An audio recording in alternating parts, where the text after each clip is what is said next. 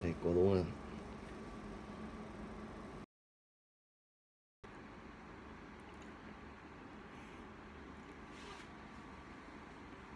Começou?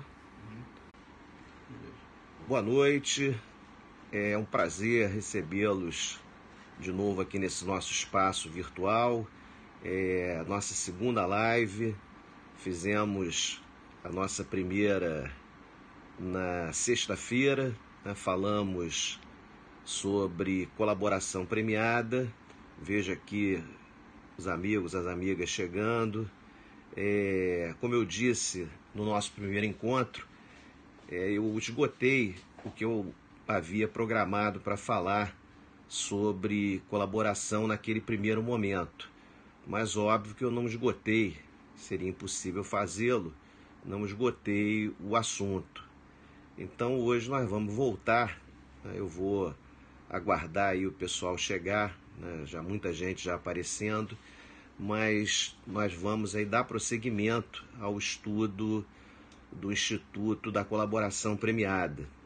E eu quero, antes de mais nada, antes de qualquer coisa, agradecer as palavras generosas, carinhosas, que me foram endereçadas por vocês.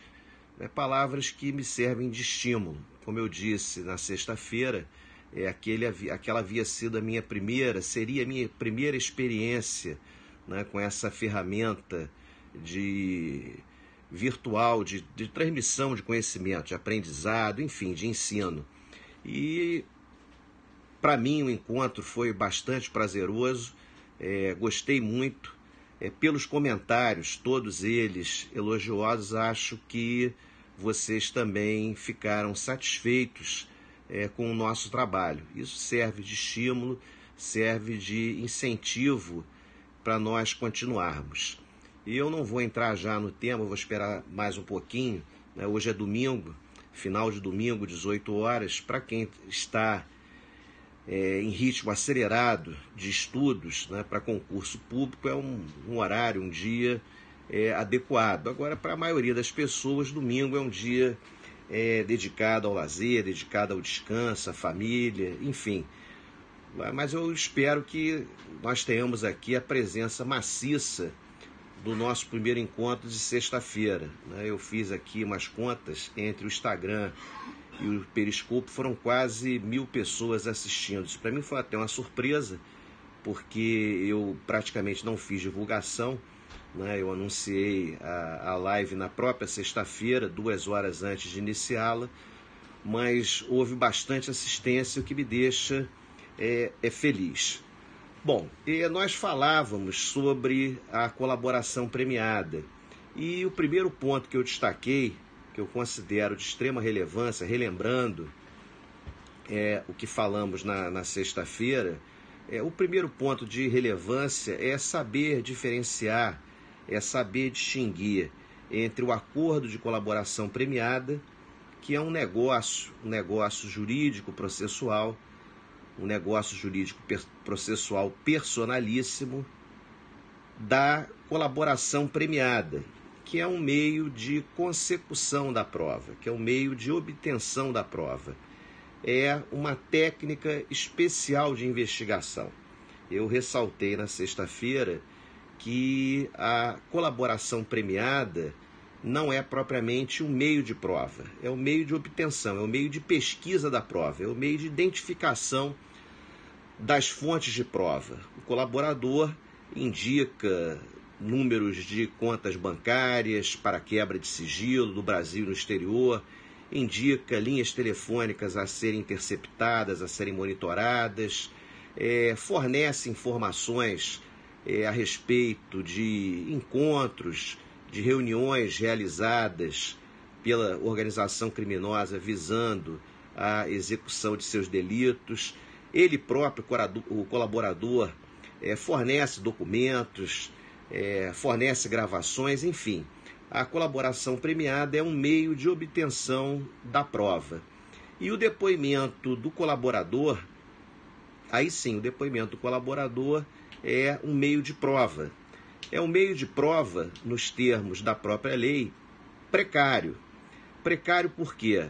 Porque, de acordo com o artigo 4º, parágrafo 16, em hipótese alguma, a sentença condenatória poderá alicerçar-se, poderá basear-se exclusivamente na palavra, no depoimento do agente colaborador. A lei parte aqui de uma presunção relativa, de uma presunção iuris tantum, de ausência de credibilidade, de fidedignidade na palavra do agente colaborador. Há necessidade sempre de uma prova de corroboração, de uma prova que confirme, que corrobore a versão, as palavras do agente colaborador. Essa distinção, essa primeira distinção é fundamental. E relembrando, vejo aqui amigos, colegas chegando, alguns que estiveram na última sexta, outros que eu conheço aí, colegas de Ministério Público, enfim, prazer estar com vocês. Mas relembrando que esse negócio jurídico processual, o acordo de colaboração premiada, diferentemente da colaboração premiada propriamente dita, surgiu entre nós, surgiu no Brasil com a Lei 12.850 de 2013.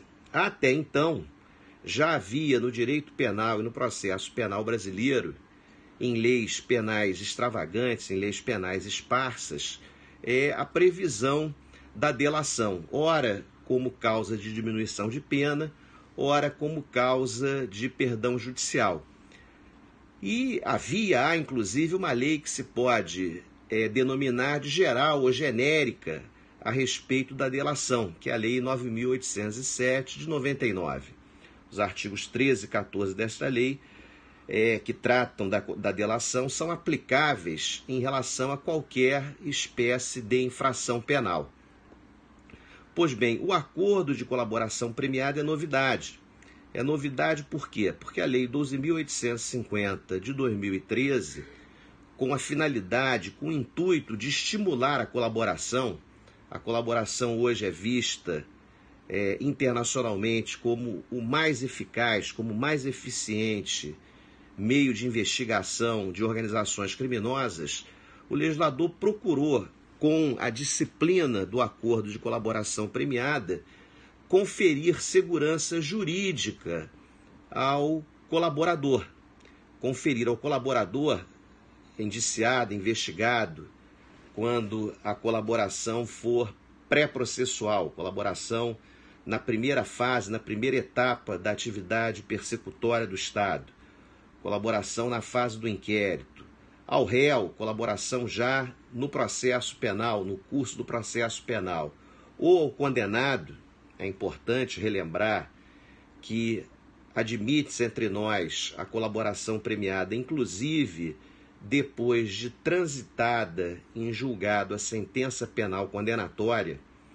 Esse acordo confere ao colaborador segurança jurídica. Por quê? Porque uma vez homologado pelo juiz, vincula todo o poder judiciário, vincula o Estado. Notem bem, o acordo de homologação, o acordo de colaboração premiada, uma vez homologado, não vincula apenas o juiz ou o juízo que o homologou. Não vincula apenas a instância recursal própria daquele juízo. Todos os órgãos do Poder Judiciário brasileiro estarão vinculados ao acordo de colaboração premiada. Isto confere ao colaborador a segurança jurídica indispensável, necessária para colaborar o mais amplamente possível, cooperar o mais largamente possível com a investigação ou com o processo penal. Por quê? Porque o colaborador, uma vez homologado o acordo de colaboração premiada, sabe que o juiz, quando dá sentença, terá que lhe conceder, terá que lhe aplicar a sanção penal premial acordada, a sanção penal avançada com o Ministério Público. Evidentemente que esse caráter vinculativo do acordo de colaboração premiada, uma vez homologado pelo juiz, não subtrai do juiz ou do tribunal o exame da eficácia da colaboração premiada. E aqui eu volto rapidamente a um trecho da nossa conversa de sexta-feira. Em um primeiro momento, cabe ao juiz homologar ou não o acordo de colaboração premiada. Quem são os transatores? Quem são as partes neste negócio jurídico processual? Negócio jurídico processual personalíssimo. O Ministério Público, que encarna, que personifica a pretensão punitiva estatal, que é o dominus litis, que é o titular da ação penal, que é o órgão estatal incumbido pela Constituição de promover privativamente a ação penal pública, o investigado, o acusado ou mesmo condenado, sempre com a participação de seu defensor. Aqui, indispensável para a validade do acordo é que haja a interveniência, desde o primeiro momento, do defensor, do advogado do colaborador. Assume especial relevância a participação de vontade, a participação do defensor, do advogado, na celebração do acordo de colaboração premiada, porquanto a manifestação de vontade do colaborador tem que ser tecnicamente assistida. Ou seja, o colaborador tem que contar com a orientação técnica de um advogado. Vimos também na sexta-feira, na nossa primeira live, que a lei prevê a participação do delegado de polícia, da autoridade policial, no acordo, nas tratativas. A questão está posta no Supremo, mas a mim me parece, e é assim, esta é a tendência, é assim que o Supremo provavelmente decidirá, o delegado, evidentemente, a autoridade policial, por não ser parte, por não dispor de capacidade postulatória, por não dispor de legitimação ou de legitimidade para a promoção da ação penal, não poderá, evidentemente, celebrar acordo com o indiciado, com o investigado. Aliás, dificilmente indiciado ou investigado celebraria acordo com a autoridade policial sem a participação, sem a anuência, sem a aquiescência do Ministério Público, que é o dominus litis. A autoridade policial pode participar das tratativas, pode participar das negociações, mas o transator aqui em nome do Estado é o Ministério Público. Pois bem, o juiz, em um primeiro momento, decidirá sobre a homologação ou não do acordo. E, ao fazê-lo, caberá ao juiz examinar tão somente a regularidade, isto é, o aspecto formal do contrato, do pacto, da avença, a regularidade, a voluntariedade e a legalidade do acordo de colaboração premiada. O juiz não participa das negociações e não deve, neste momento, exteriorizar qualquer juízo de valor acerca das palavras, acerca do comportamento do agente colaborador. Ao juiz compete tão só verificar se o acordo é regular, se o acordo está devidamente formalizado, se trata de uma colaboração voluntária, e para esse fim, para verificar a voluntariedade da colaboração, o juiz poderá ouvir o colaborador, ouvi-lo sem a presença da autoridade policial do Ministério Público e verificar, por fim, a legalidade do acordo. Muito bem, homologado o acordo, surge para o colaborador um direito público subjetivo à obtenção das sanções premiais, desde que a sua colaboração seja efetiva. Então, em um primeiro momento, o juiz verifica apenas a regularidade, a voluntariedade e a legalidade do acordo.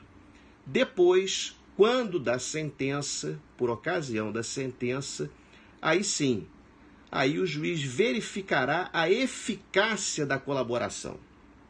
Se a colaboração tiver sido eficaz, se os fins acertados, acordados, um daqueles fins ou alguns daqueles fins previstos no artigo 4º, incisos 1 a 5, tiverem sido alcançados, o juiz deverá, dever do juiz, deverá aplicar ao colaborador, aplicar ao réu a sanção penal negociada, a sanção penal premial. Vejam que não se subtrai com o acordo de colaboração premiada, não se subtrai do Poder Judiciário, não se subtrai do juiz ou do tribunal a avaliação da eficácia da colaboração.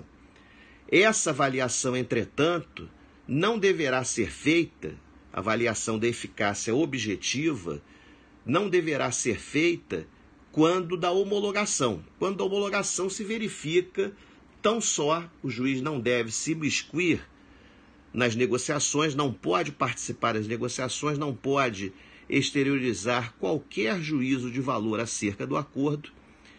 Neste primeiro momento, verificação judicial da voluntariedade, da regularidade e da legalidade do acordo. Já por ocasião da sentença, quando da sentença penal, aí sim é que o juiz terá que verificar se a colaboração se concretizou, se a colaboração foi efetiva. Se a colaboração tiver sido efetiva, o juiz terá que aplicar a pena acordada.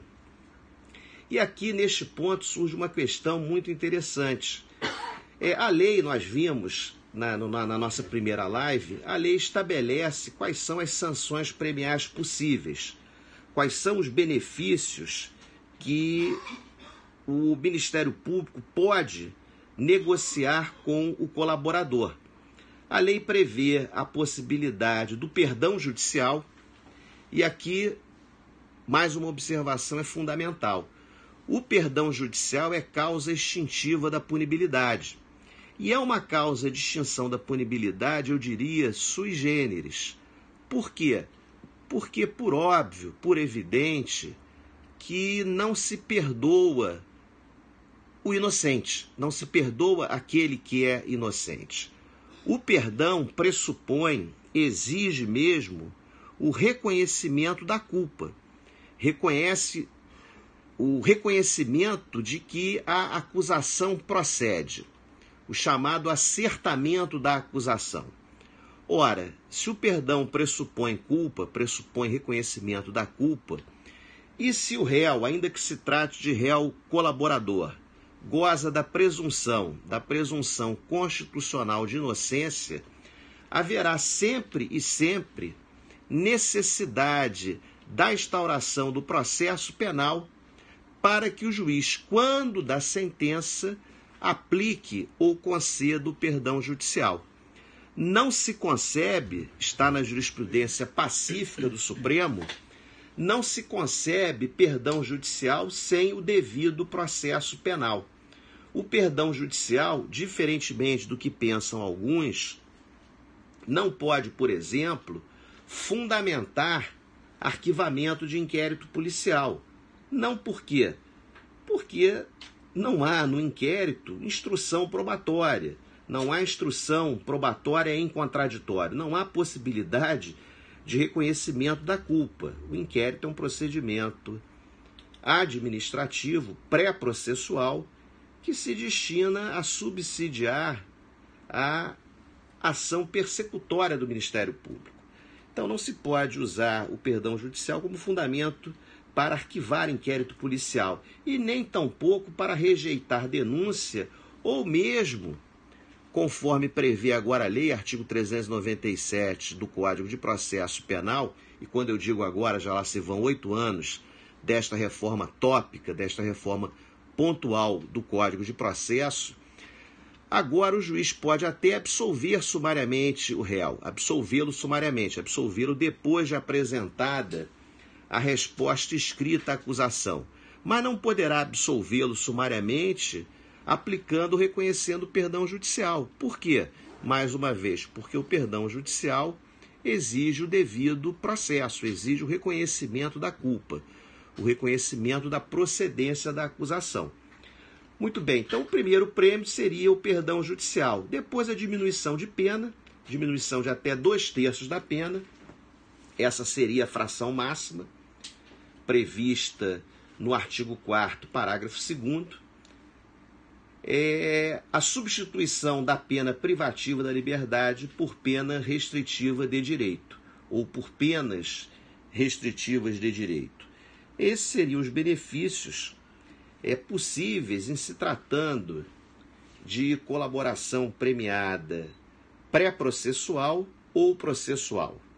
Na chamada colaboração premiada tardia ou colaboração premiada pós-processual, colaboração premiada depois de transitada em julgado a sentença penal condenatória, os prêmios possíveis são outros. Os prêmios possíveis são a diminuição da pena até a metade e a progressão de regime prisional, independentemente do cumprimento do requisito temporal, do requisito objetivo, ou seja, independentemente do cumprimento de 1/6 da pena, de ao menos 1/6 da pena, conforme a exigência do artigo 112 da Lei de Execução Penal, ou cumprimento de 2/5 ou de 3/5 da pena, se o réu for primário, 2/5, se o réu for reincidente, 3/5, no caso de condenação por crime hediondo ou assemelhado.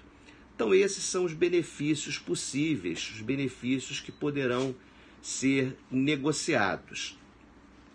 Nós vimos, entretanto, que a prática do Instituto da Colaboração Premiada tem alargado, dentro, a meu ver, dos parâmetros da lei, sempre dentro das balizas legais, tem alargado esses prêmios.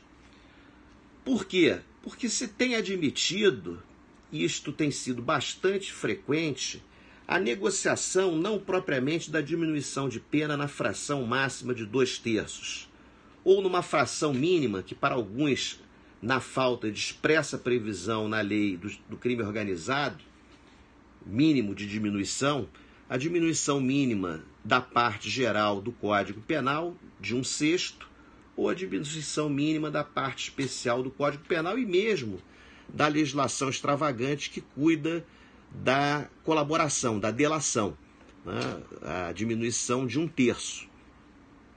Muito bem, a prática do Instituto do Acordo de Colaboração Premiada, com a chancela do Supremo Tribunal Federal, tem admitido, e essa questão me parece extremamente relevante e interessante, não só para aqueles que estão estudando o Instituto, né, para fins de certame, de concurso público, mas também para os que advogam, para os que trabalham com o Instituto da Colaboração Premiada. Tem se admitido a negociação sobre uma pena certa, sobre uma pena determinada. Uma pena, por exemplo, de 10 anos e 2 meses, a ser cumprida, parte já se estabelecendo no acordo, parte em regime fechado, digamos 2 anos, e parte em regime semiaberto, 1 ano, e o restante em regime de prisão domiciliar. Isso tem sido frequente. Nestes casos, a mim me parece, e é assim que os juízes e tribunais têm procedido, ainda que haja uma negociação sobre a pena fechada, ainda que o juiz homologue este acordo de colaboração premiada que já estabelece a pena, que já fixa o quantum da pena e a forma de seu cumprimento, aqui um outro parênteses. Eu não vejo nenhuma ilegalidade nisso. O Supremo não tem enxergado, não tem identificado nisso nenhuma ilegalidade. Por quê? Porque se a lei permite a concessão do perdão judicial, se a lei permite até benefício máximo, vamos voltar a ele mais à frente, permite até ao Ministério Público deixar de oferecer denúncia, rompendo com o princípio da obrigatoriedade da ação penal pública, que é o princípio reitor da atividade persecutória do Estado, desde a fase do inquérito até a persecução penal em juízo, por que não se admitir um acordo já sobre a pena final? Acordo homologado, evidentemente, pelo juiz. Vejam bem, o negócio jurídico, o contrato, o pacto, a transação é entre Ministério Público e colaborador. Entre Ministério Público, colaborador e seu defensor. A homologação compete privativamente ao Poder Judiciário. Pois bem, nestes casos, o correto é o juiz, quando da sentença, fixar a pena, seguindo o critério trifásico do artigo 68 do Código Penal. Primeiro, a fixação da pena base. Fixação da pena base com exame das circunstâncias judiciais. Depois, se for o caso, a pena intermediária, reconhecimento de agravantes e de atenuantes genéricas, circunstâncias legais de aplicação da pena. E, por fim, a incidência, a aplicação das causas de aumento e de diminuição, se for o caso, evidentemente. Muito bem, o juiz deve proceder à dosimetria da pena e, depois de feito isto, aplicar a pena acordada, aplicar a pena previamente avançada entre Ministério Público e colaborador. E aí se pode perguntar, bom, então se o juiz aplicará a pena negociada, a pena acordada, a pena que ele próprio juiz reconheceu proporcional, reconheceu razoável, desde que a colaboração fosse efetiva, avaliação por ocasião da sentença, aferição quando da sentença condenatória, por que ou para que o juiz proceder à dosimetria da pena? É fácil, né? Porque o juiz, na sentença, avalia se a colaboração foi ou não efetiva. Efetiva de acordo com aquilo que estava previsto no contrato. Em se tratando de colaboração efetiva, o juiz tem que aplicar a sanção premial negociada. Mas é possível que Ministério Público ou Defesa discordem. É possível, sobretudo, que o Ministério Público entenda que a colaboração ficou aquém daquilo que havia sido acordado, que havia sido acertado quando da celebração do acordo. Ou o acusado pode entender que a sua colaboração, que a sua cooperação processual foi além daquilo que ficou inicialmente avançado. O colaborador conseguiu outras provas, indicou outras fontes de prova, forneceu elementos de prova, robustecendo e ampliando a sua colaboração. Bom, se houver recurso, caberá ao tribunal, caberá à instância superior rever essas questões. E se por acaso o tribunal entender que sequer houve uma efetiva colaboração, cassará, ou melhor, reformará a sentença, não se trata propriamente de cassação, reformará a sentença neste ponto, no que concerne a aplicação da sanção premial, por entender que não houve efetiva colaboração, que a colaboração não se efetivou, e valerá já desde logo a pena aplicada pelo juiz, aplicada fundamentadamente de acordo com o critério trifásico do artigo 68 do Código Penal. Portanto, de mais do que de bom alvitre, é indispensável que o juiz, nestes casos, aplique a pena fundamentadamente e depois aplique de fato e de direito a pena negociada. No caso de recurso, o tribunal avaliará a eficácia do acordo e, se for o caso, poderá, no ponto, reformar a sentença.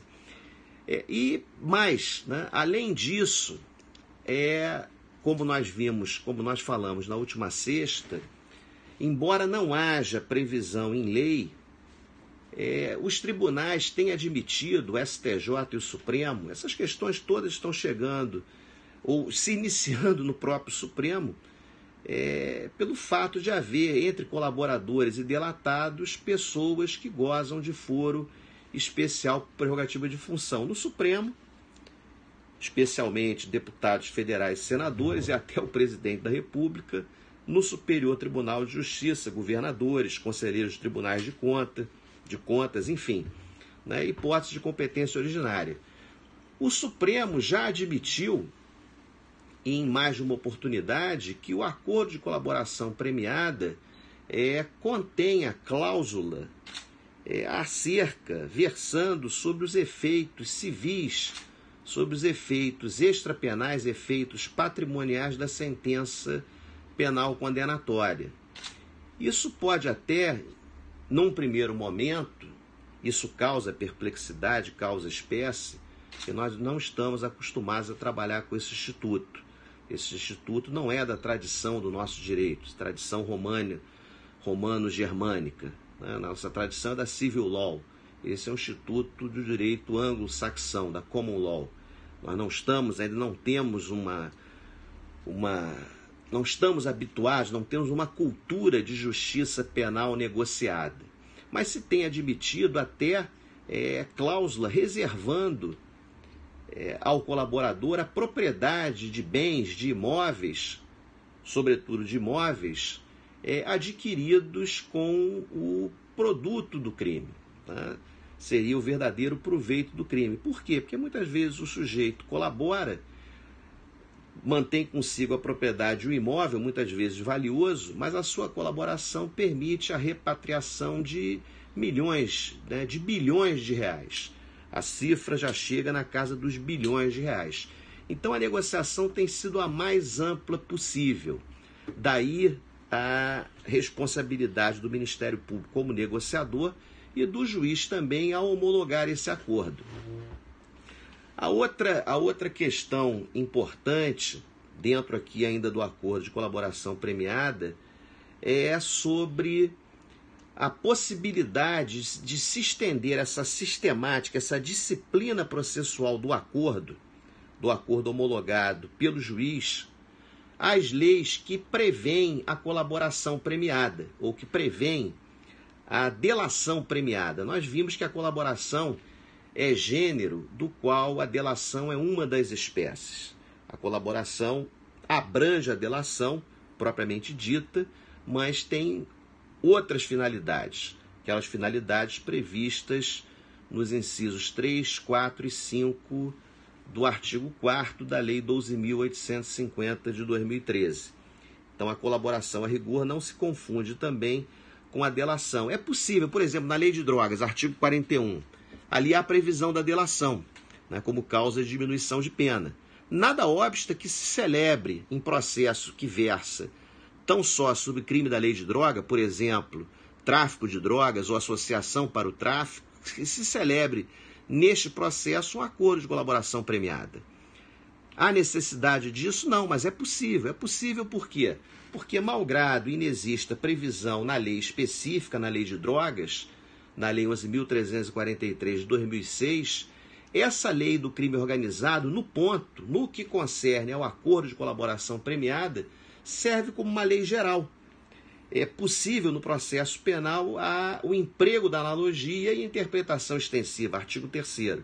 Então é possível celebrar acordo de colaboração premiada em matéria de drogas, crime de lavagem de capitais, crime contra o sistema financeiro nacional, crime contra a ordem tributária, ainda que não haja investigação ou imputação do crime de organização criminosa. Por quê? Porque a lei processual penal permite o emprego da analogia. E porque esse acordo é uma garantia para o colaborador. Dá ao colaborador a segurança jurídica necessária para se dispor a colaborar.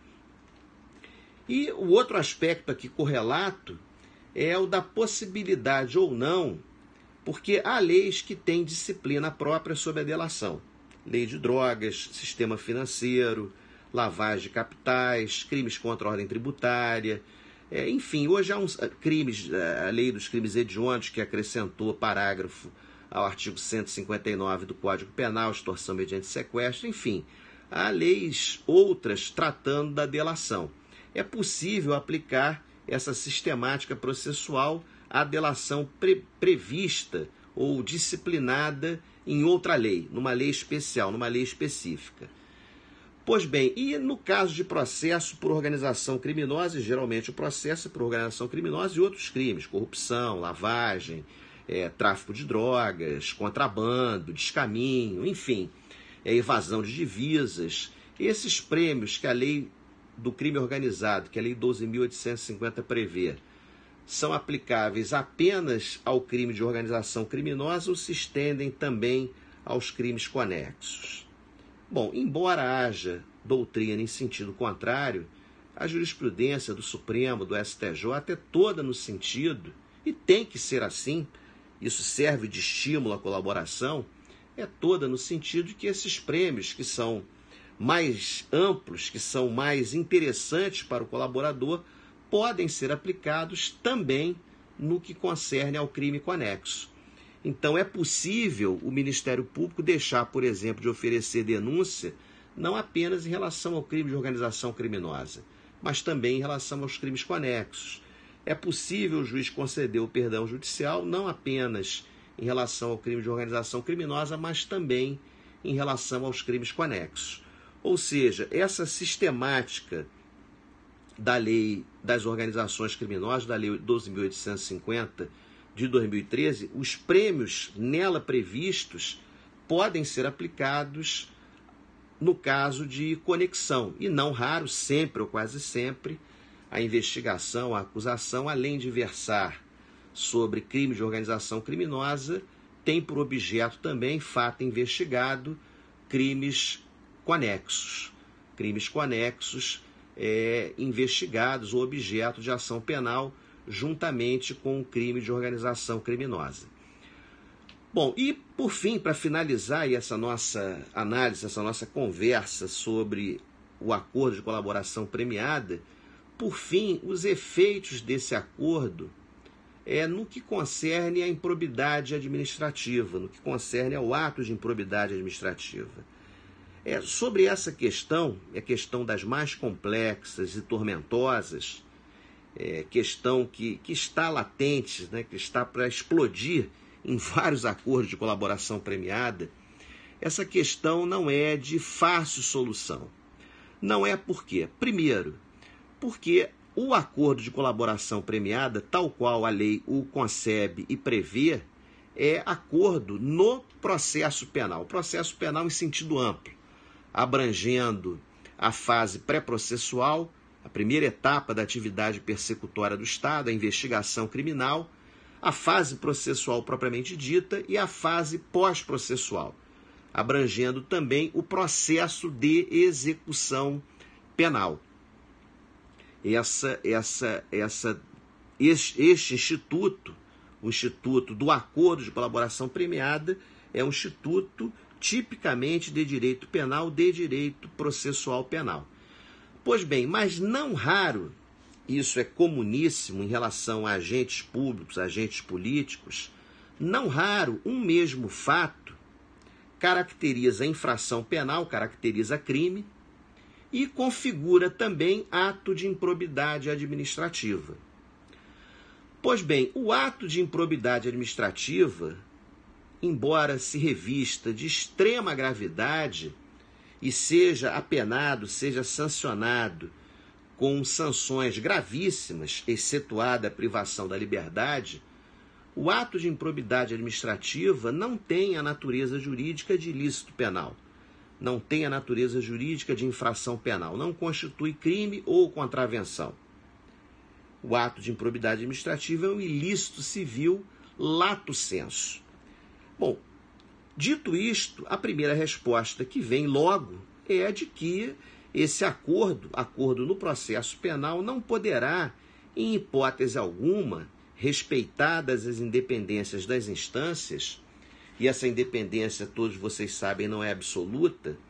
Há casos em que a sentença penal produz o efeito da coisa julgada na jurisdição civil e na instância administrativa, mas há casos em que fica difícil se conceber a colaboração sem que se acorde, sem que se pactue com o colaborador os efeitos do acordo em relação ao ato de improbidade. Mas a primeira resposta que vem, não é possível, tem que ser respeitada a independência das instâncias.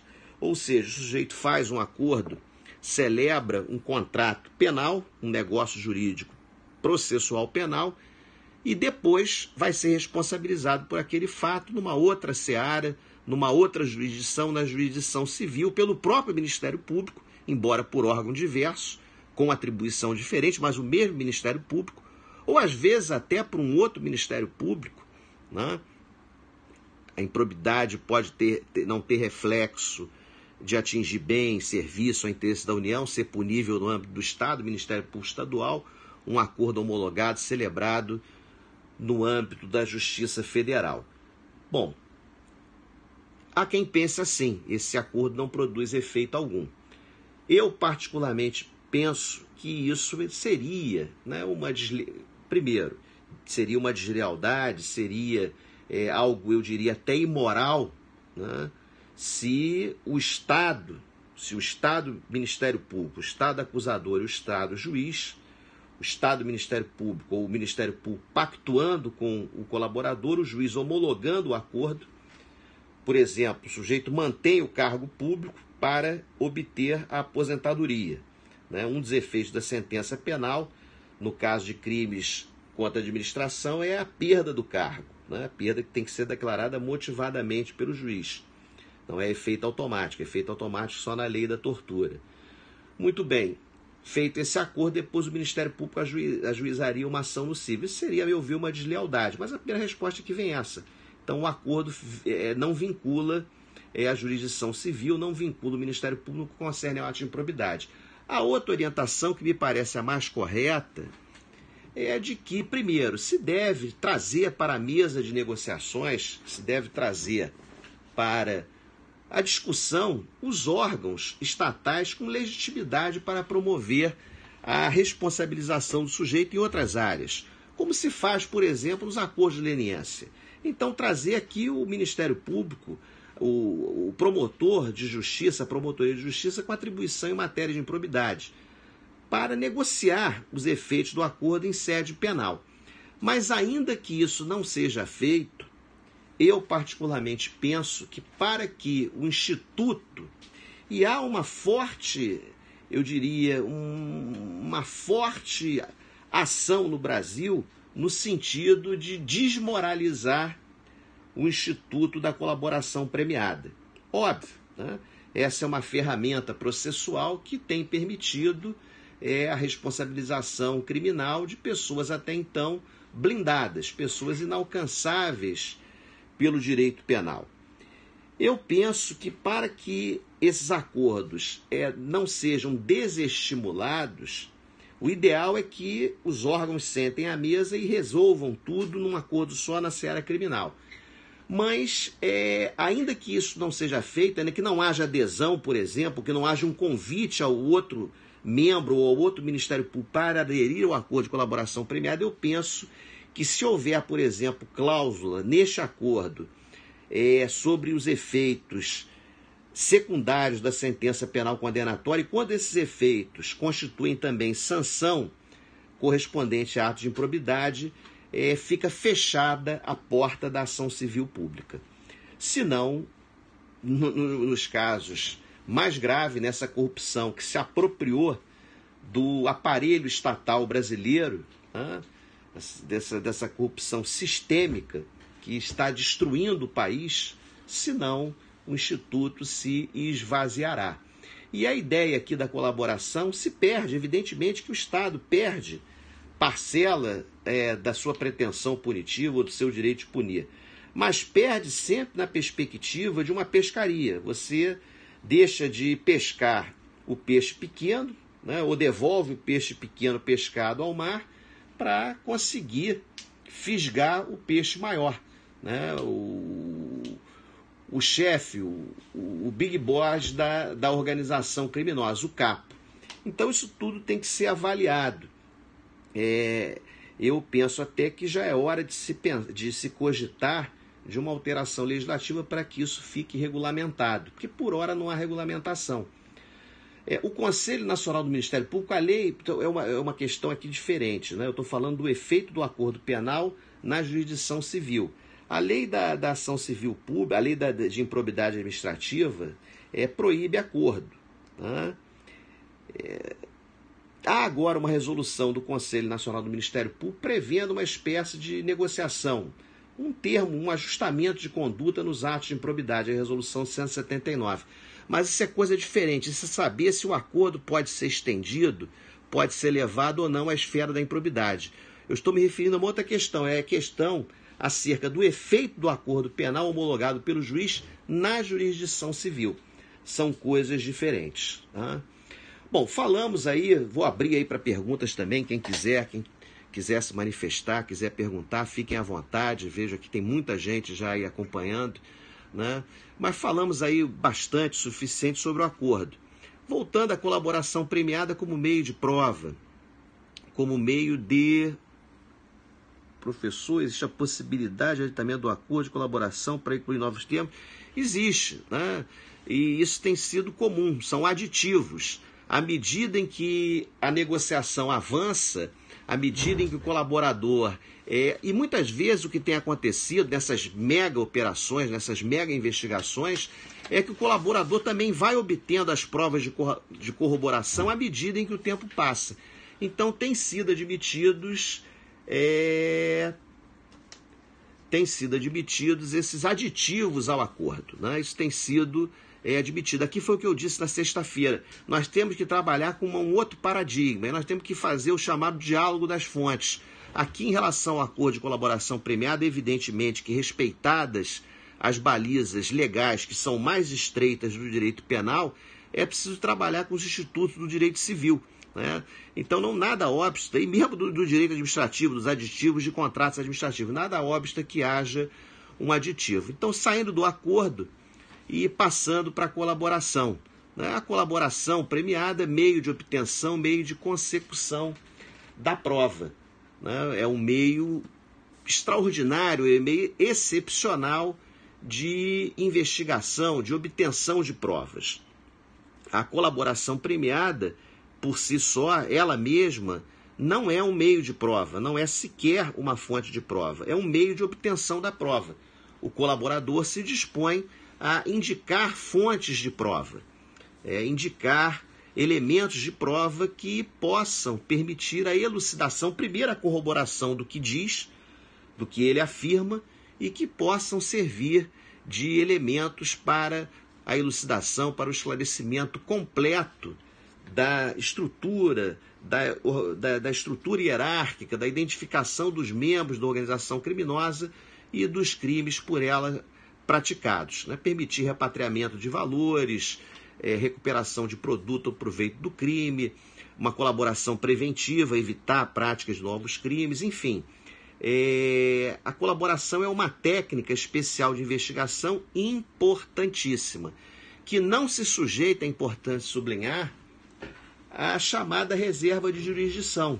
É diferente da interceptação telefônica, reserva de jurisdição absoluta, é diferente da busca domiciliar, em que, em regra, há necessidade de autorização judicial. Aqui o negócio, embora se sujeite à homologação judicial, esse negócio jurídico é entre as partes, entre Ministério Público e colaborador. E, por fim, foi onde nós paramos, e levei aí quase que meia hora para voltar, onde nós encerramos a nossa primeira live. Por fim, a palavra, o depoimento do agente colaborador. Aqui é sempre importante relembrar que inexiste, que não há no processo penal brasileiro hierarquia entre os meios de prova. Todos os meios de prova têm, a prioristicamente considerados, isso é, em tese, têm valor relativo. Caberá ao juiz valorar a prova, sopesá-la, valorá-la para formar o seu convencimento. Pois bem, mas neste ponto, o legislador adotou o que a doutrina chama de critério ou sistema da prova legal negativa. A prova legal negativa mitiga o livre convencimento motivado. Por que prova legal negativa? Porque o legislador, ao vedar, ao proibir condenação baseada, condenação lastreada, condenação alicerçada, exclusivamente na palavra do colaborador, parte da presunção, uma presunção iuris tantum, uma presunção relativa, de que este depoimento, de que a palavra do colaborador não goza a priori de credibilidade, de fidedignidade. Há uma presunção de não fidedignidade da palavra do colaborador. Afinal, nós estamos tratando aqui de organizações criminosas. Nós não estamos tratando, como alguns pensam, de grêmio recreativo, grêmio estudantil. Não, a coisa aqui é um pouco mais séria. Evidentemente que há organizações criminosas rudimentares, rústicas, toscas, e há organizações criminosas extremamente sofisticadas, né, que operam à maneira e à semelhança de empresas. Muito bem, então aqui o legislador, por cautela, proíbe, veda a condenação baseada tão só no depoimento, na palavra do agente colaborador. Haverá necessidade de prova de corroboração. Por que prova de corroboração? Porque a palavra do colaborador, para servir como elemento de convicção para o juiz, para poder servir de base para o convencimento do julgador, deverá ser confrontada, necessariamente confrontada, com os demais elementos de prova constantes do processo. Se a palavra do colaborador for confirmada, for corroborada, aí sim o juiz, prova de corroboração, prova de confirmação, poderá ter em conta, poderá considerar a palavra do colaborador para formar o seu convencimento. Haverá necessidade, portanto, sempre e sempre da chamada prova de corroboração. A prova de corroboração pode ser prova documental, pode ser prova testemunhal, pode ser prova indiciária, pode ser prova, e geralmente prova documental obtida por intermédio de interceptação de comunicações telefônicas. Aqui também um outro parênteses. A interceptação de comunicações telefônicas, a exemplo da colaboração premiada, a exemplo da busca que visa a apreensão, a interceptação não é meio de prova. A interceptação é meio de consecução, meio de obtenção da prova. A prova é o resultado do procedimento de interceptação. A prova é aquilo que é documentado numa gravação. Gravação, malgrado o artigo 231 do Código de 40, adote um conceito restritivo de documento, gravação é documento.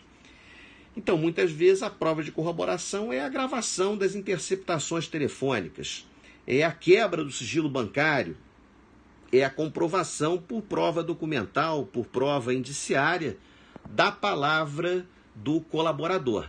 Neste caso, havendo prova de corroboração, prova que confirme a palavra do colaborador, o juiz poderá considerá-la e proferir sentença condenatória. Aqui há duas discussões importantes, e sobre elas o Supremo também já tem decisões, num e noutro sentido. Não se pode dizer ainda que haja no Supremo uma orientação firme, assentada a respeito desse tema. A primeira questão é saber, a lei proíbe condenação baseada exclusivamente na colaboração. Ou melhor, baseada exclusivamente na palavra, no depoimento do agente colaborador. A questão é saber se essa palavra, se esse depoimento do agente colaborador, que não serve em hipótese alguma, isoladamente considerado para alicerçar a condenação, saber se esse depoimento fornece ou não justa causa para a instauração da ação penal condenatória. Ou seja, saber se a denúncia pode ser oferecida e recebida estando a acusação nela contida, a acusação nela posta, alicerçada, lastreada, fundamentada tão só na palavra do colaborador. O Supremo tem se dividido a respeito desse tema. Agora, recentemente, no final de 2017, a segunda turma do Supremo Tribunal Federal, relator originário, saudoso ministro Teori Zavascki, que votou pelo recebimento da denúncia, relator o ministro Edson Fachin, que não votou, porque já votara o seu antecessor na presidência, no quórum legal, enfim. A segunda turma rejeitou a denúncia ao argumento de que a acusação inicialmente veiculada não pode encontrar respaldo apenas na palavra de agente colaborador. Não haveria aqui o suporte, o substrato probatório mínimo necessário e indispensável para a instauração da ação penal. E o raciocínio é mutatis mutandis, lógico. Se não há justa causa para a condenação com base tão só na palavra do colaborador, tampouco haverá justa causa com base apenas na palavra do colaborador para a instauração de uma ação penal condenatória. Já os ministros Marco Aurélio e Celso de Mello têm se manifestado em sentido diametralmente oposto, admitindo a condenação nestes casos, admitindo o recebimento, o oferecimento e o recebimento da denúncia com base apenas na colaboração, já que na instrução, aí sim, é que a colaboração poderá se efetivar e outras provas virem a corroborá-la. E a outra questão é a chamada colaboração recíproca ou colaboração cruzada. Saber se a prova de corroboração do depoimento do agente colaborador pode ser uma outra colaboração, pode ser o depoimento de um outro agente colaborador ou de outros agentes colaboradores. É a chamada colaboração cruzada, colaboração recíproca ou colaboração mútua. Não há também uma posição já definida do Supremo a respeito do tema, mas a tendência, a jurisprudência toda tem seguido essa linha e os ministros têm sinalizado que vão decidir assim. A tendência é a jurisprudência, notadamente a jurisprudência do Supremo Tribunal Federal, não admitir a condenação lastreada em colaboração cruzada, em colaboração recíproca. Porque a questão aqui não é quantitativa, não é saber quantas colaborações há. A questão é qualitativa, é saber qual o valor probatório que a colaboração deve merecer. Essa é uma questão polêmica, é uma questão de difícil solução. Há experiências no estrangeiro traumáticas de condenações baseadas em colaboração cruzada. Há também experiências satisfatórias em que a condenação se baseou em colaborações cruzadas e o fato realmente tinha procedência. Enfim, tudo vai depender da prática do processo penal. Eu, particularmente, penso que colaboração por si só não vale nada. É uma prova precária, é uma prova precaríssima. Tem que haver prova de corroboração, uma garantia para todo e qualquer cidadão, uma garantia do cidadão em um Estado democrático de direito. Bom, eu vou ficando por aqui, agradeço a presença de todos, mais uma vez, agradeço aí o incentivo, as palavras elogiosas que me foram dirigidas. A minha segunda live, a primeira foi na sexta, hoje é domingo, e eu pretendo aí ao longo da próxima semana voltar a me encontrar com vocês.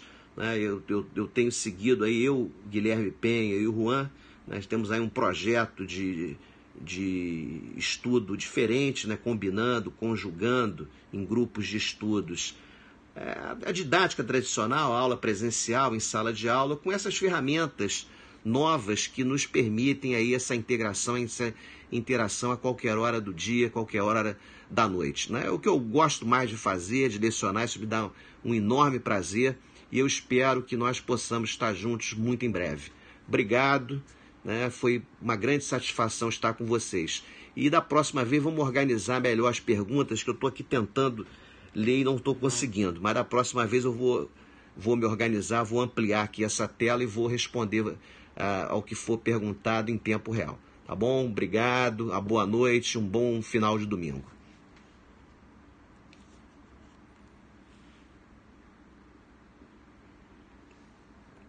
Só.